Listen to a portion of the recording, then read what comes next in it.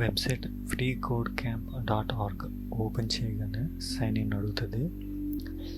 Just మీ email పెడితే sign up అయిపోతే అక్కడ ఓటీపీ వస్తుంది మెయిల్కి. అదంతా అయిపోయిన తర్వాత మీరు ఇక్కడ కావాలంటే ఈమెయిల్ సైన్ అప్ చేసుకోవచ్చు. ఎస్ నో మీరు ఏదైనా చూసుకోవచ్చు.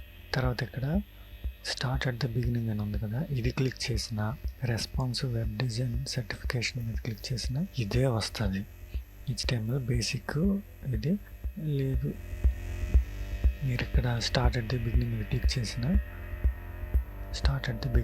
క్లిక్ చేసిన ఇది డైరెక్ట్ స్టెప్ 1కి వెళ్ళిపోద్ది అనమాట.